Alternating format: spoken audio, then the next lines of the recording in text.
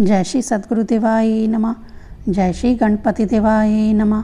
ओम नमो भगवते वासुदेवाय नमः। श्रीमद्भागवत महापुराण छठा स्कंद दूसरा अध्याय। विष्णु दूतों द्वारा भागवत धर्म निरूपण और अजामिल का परम धाम गमन। श्री सुखदेव जी कहते हैं, परीक्षित, भगवान के नीति निपुण एवं धर्म का मर्म जानने वाले पार्षदों ने यमदूतों का यह अभिभाषण सुनकर उनसे इस प्रकार कहा। भगवान के पार्षदों ने कहा, यमदूतों, यह बड़े आश्चर्य और खेद की बात है कि धर्मज्ञों की सभा में अधर्म प्रवेश कर रहा है, क्योंकि वहाँ निरपराध और अदंडनीय व्यक्ति को व्यर्थ ही दंड दिया जाता है, जो प्रजा के रक्षक हैं, शासक हैं, समदर्शी और परोपकारी हैं। यदि वह ही प्रजा के प्रति विषमता का व्यवहार करने लगे तो फिर प्रजा किसकी शरण लेगी। सत्पुरुष जैसा आचरण करते हैं, साधारण लोग भी वैसा ही करते हैं। वह अपने आचरण के द्वारा जिस कर्म को धर्म अनुकूल प्रमाणित कर देते हैं, लोग उसी का अनुसरण करने लगते हैं। साधारण लोग पशुओं के समान धर्म और अधर्म का स्वरूप न जानकर किसी सत्पुरुष पर विश्वास कर लेते हैं, उसकी गोद में सिर रखकर निर्भय और निश्चिंत सो जाते हैं। वही दयालु सत्पुरुष जो प्राणियों का अत्यंत विश्वास पात्र हैं और जिसे मित्र भाव से अपना हितैषी समझकर उन्होंने आत्म समर्पण कर दिया है, उन अज्ञानी जीवों के साथ कैसा विश्वासघात कर सकता है।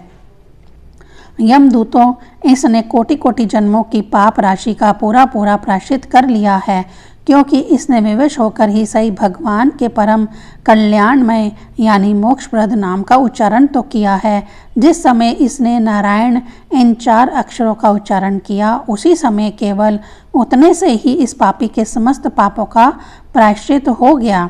चोर, शराबी, मित्रद्रोही, ब्रह्मघाती, गुरु पत्नी गामी, ऐसे लोगों का संसर्गी, स्त्री, राजा, पिता और गाय को मारने वाला, चाहे जैसा और चाहे जितना बड़ा पापी हो, सभी के लिए यही इतना ही सबसे बड़ा प्रायश्चित है कि भगवान के नामों का उच्चारण किया जाए, क्योंकि भगवान के नामों के उच्चारण से मनुष्य की बुद्धि भगवान के गुण, लीला और स्वरूप में रम जाती है और स्वयं भगवान की उसके प्रति आत्मे बुद्धि हो जाती है। बड़े बड़े ब्रह्मवादी ऋषियों ने पापों के बहुत से प्रायश्चित, कृष्ण, चंद्रायण आदि व्रत बतलाए हैं, परंतु उन प्रायश्चितों से पापी की वैसी जड़ से शुद्धि नहीं होती जैसी भगवान के नामों का उनसे गुलफलित पदों का उच्चारण करने से होती है, क्योंकि वे नाम पवित्र कीर्ति भगवान के गुणों का ज्ञान कराने वाली है।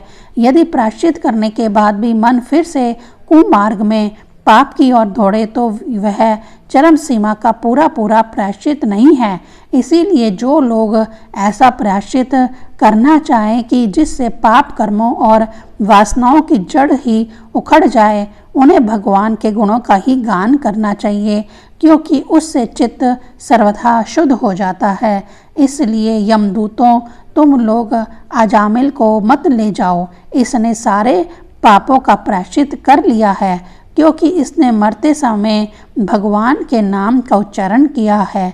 बड़े बड़े महात्मा पुरुष यह बात जानते हैं कि संकेत में यानी किसी दूसरे अभिप्राय से, परिहास में, तान आलापने में अथवा किसी की अवहेलना करने में भी यदि कोई भगवान के नामों का उच्चारण करता है तो उसके सारे पाप नष्ट हो जाते हैं।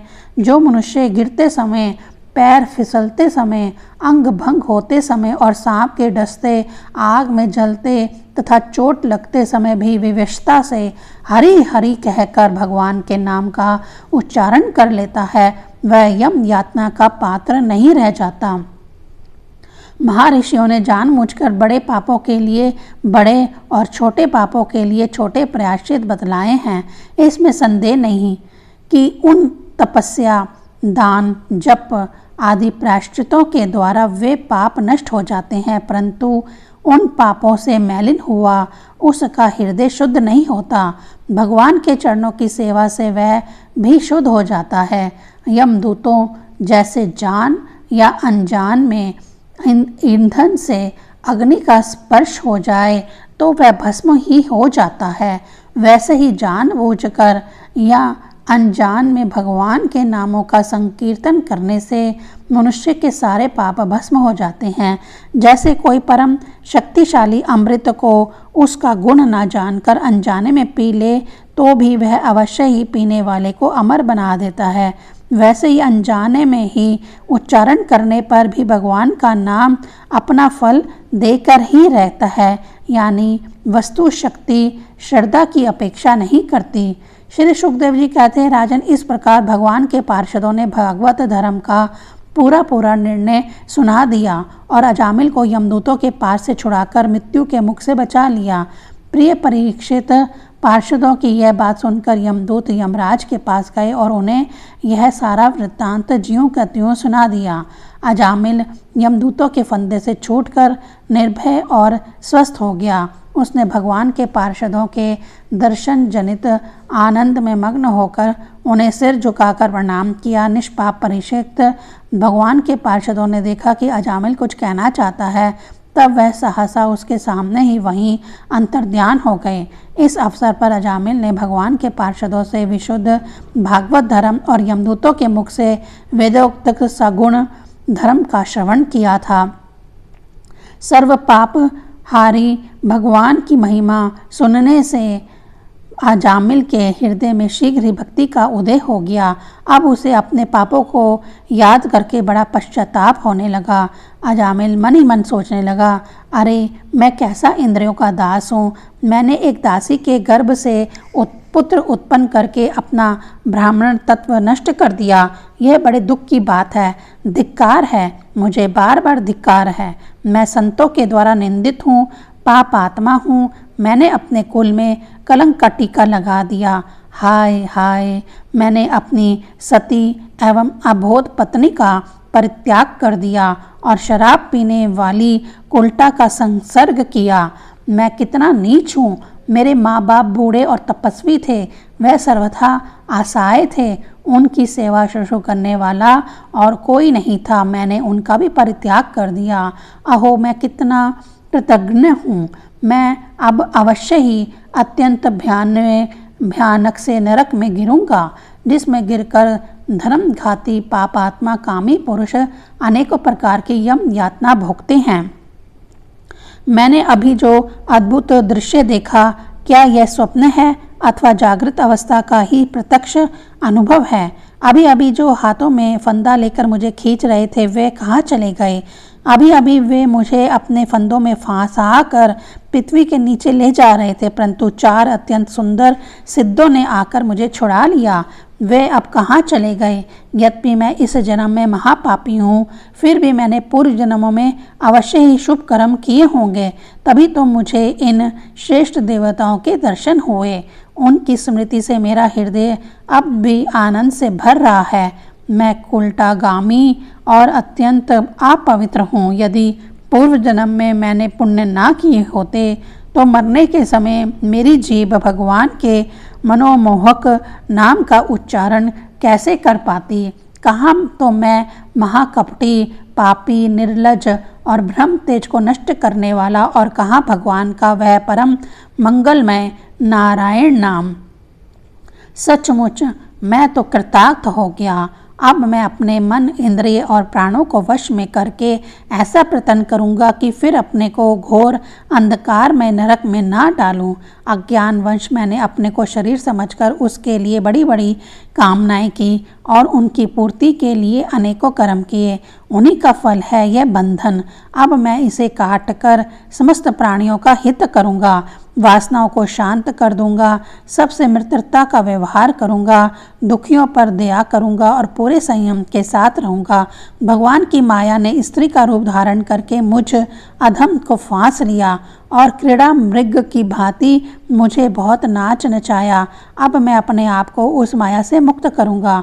मैंने सत्य वस्तु परमात्मा को पहचान लिया है, अतः अब मैं शरीर आदि में मैं तथा मेरे का भाव छोड़कर भगवान के नाम के कीर्तन आदि से अपने मन को शुद्ध करूंगा और उसे भगवान में ही लगाऊंगा। श्री सुखदेव जी कहते हैं, परीक्षित, उन भगवान के पार्षद महात्माओं का केवल थोड़ी ही देर के लिए सत्संग हुआ था।